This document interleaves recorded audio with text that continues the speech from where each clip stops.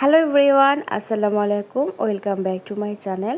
আজকে খুবই মজাদারভাবে মাত্র 2 পিস পাউরুটির টুকরা আর আলু দিয়ে ভীষণ মজাদার একটা রান্নার তৈরি করে দেখাবো। প্রথমেই আমি আলুটা সেদ্ধ করে নিব আর সাথে একটা ডিমও সেদ্ধ করতে দিয়েছি। আর এর মধ্যে সেদ্ধ হয়ে গেছে, এখন আমি একটা গ্রেটারের মাধ্যমে গ্রেট করে নিচ্ছি। তারপর কিছু মশলা অ্যাড করব। প্রথমে আমি অ্যাড করব নুডলসের 1 প্যাকেট মশলা। এখন দিয়ে দিচ্ছি ভাজা পেঁয়াজ আর কাঁচামরিচ, আপনারা যে কোনো ঝাল দিতে পারেন। আর এই মিশ্রণটা আমি এখন ছোট একটা বাটিতে রেখে দিয়ে এই বড় বাটিতে একটা ব্যাটার তৈরি করে নিব।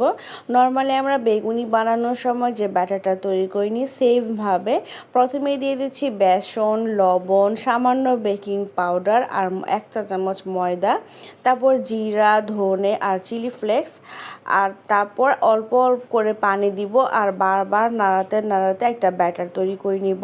আর এদিকে আমি 2 পিস পাউরুটি নিয়েছি আর পাউরুটির এই সাইডটা আমি কেটে বাদ দিয়ে দিব। বাসায় করার সময় আপনারা এটা রেখেও দিতে পারেন, কোনো সমস্যা হবে না। আর আলু দিয়ে যে একটা মিশ্রণ তৈরি করে নিয়েছি সেটা এখন এই পাউরুটিতে আমি সুন্দর করে লাগিয়ে নিচ্ছি। আমার কিন্তু 2টা পাউরুটি থেকে প্রায় 4টা মতন নাস্তার শেপ তৈরি হবে। আর আমি ডিমও সেদ্ধ করে নিয়েছি, ডিম সেদ্ধ করে কেটে নিয়েছি। তারপর আরও একটা পাউরুটিতে আমি এরকমভাবে আলু সেদ্ধটা লাগিয়ে নিচ্ছি, দেখতেই পাচ্ছেন।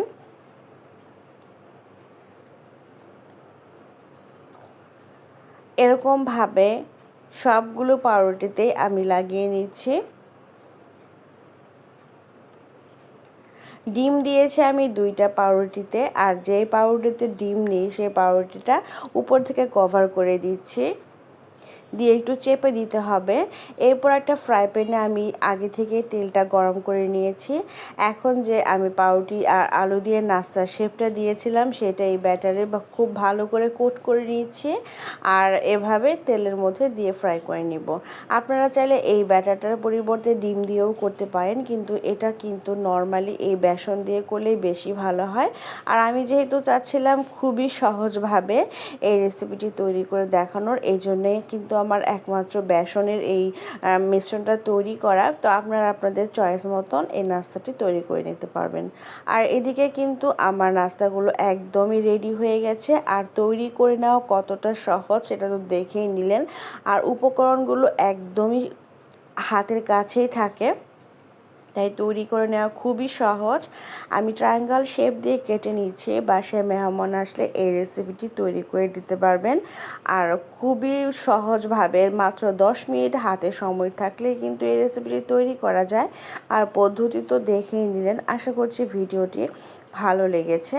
আর ভালো লাগলে অবশ্যই লাইক, কমেন্ট, শেয়ার করতে ভুলবেন না। আপনার ফ্রেন্ড এবং ফেসবুক ফ্রেন্ডদের সাথে অবশ্যই শেয়ার করবেন।